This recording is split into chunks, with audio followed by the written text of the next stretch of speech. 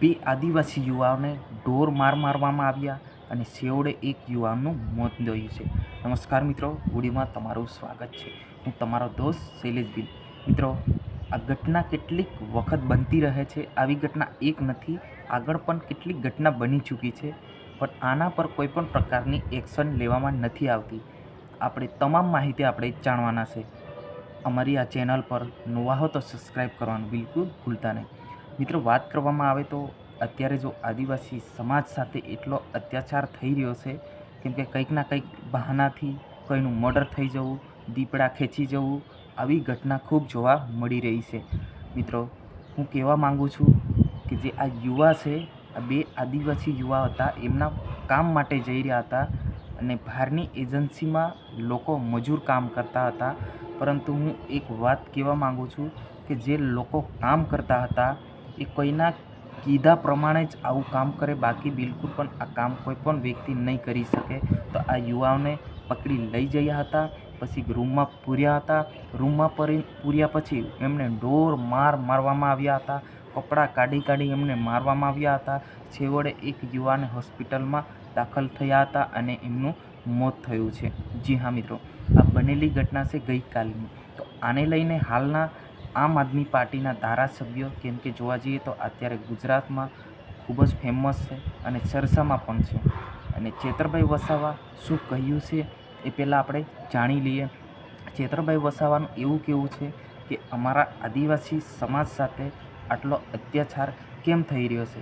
એક બાજુ જોવા જઈએ તો મહિલાઓને, દીકરીઓને દીપડા ઉપાડી જાય છે, બહારના લોકો આવીને જંગલમાં મૂકી જાય છે. એક બાજુ જોવા જઈએ તો આવી ઘટનાઓ ઘટે છે. તો ચેતરભાઈ વસાવાએ એવું કહ્યું છે, તમામ જે સ્થળો છે જે નર્મદા જિલ્લામાં છે એમને બંધ એલાન માટે 7 થી 8 દિવસનું બંધ એલાન આપ્યું છે, પરંતુ એવું થયું નથી. હજુ સુધી આમના પર કોઈ પણ પ્રકારની જે એજન્સીના જે માલિક હતા, જે જવાબદાર અધિકારી હતા, એમના પણ કોઈ પણ પ્રકારની કાર્યવાહી કરવામાં આવી નથી. ફક્ત મજૂર છે એમની સામે, જે 7 લોકો છે એમની સામે ફરિયાદ કરવામાં આવી છે. પરંતુ મિત્રો, તમે પણ જાણો છો કે મજૂર શું કરી શકે. એમ જે અંદરના જે વ્યક્તિ છે, જે એજન્સીના જે માલિક છે, એમના કીધા પ્રમાણે જ આ કામ થઈ શકે છે, બાકી મજૂર કોઈ પણ પ્રકારની આવું કામ નહીં કરે. કેમ કે મજૂર હશે, 2 પૈસા કમાવા માટે આવ્યા હશે, પરંતુ આ કામ કરાવનારા આ કંઈક ના કંઈક સાથ થઈ શકે છે, કંઈક ના કંઈક એની પાછળ વાત થઈ શકે છે, એના કારણે આવી ઘટના ઘટી છે. તો મિત્રો, 2 યુવાન હતા જે આદિવાસી ટ્રાઇબલ એરિયાના હતા, ત્યાં આગળ પસાર થઈ રહ્યા હતા, ત્યારે એમને પકડ્યા અને પકડીને પછી રૂમમાં પૂર્યા. એટલા ઢોર મારવામાં આવ્યા કે છેવટે એમનું મોત થઈ જાય છે અને એક યુવાનને હોસ્પિટલમાં દાખલ કરવામાં આવે છે.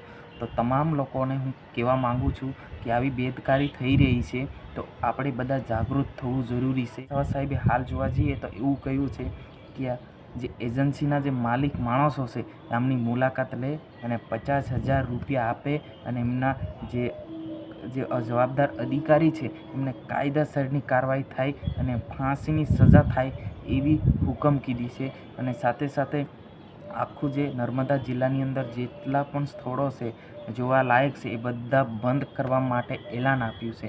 જી હા મિત્રો, આ હતા આજના સમાચાર. આ અમારી જાણકારી તમને કેવી લાગી એ કોમેન્ટ બોક્સમાં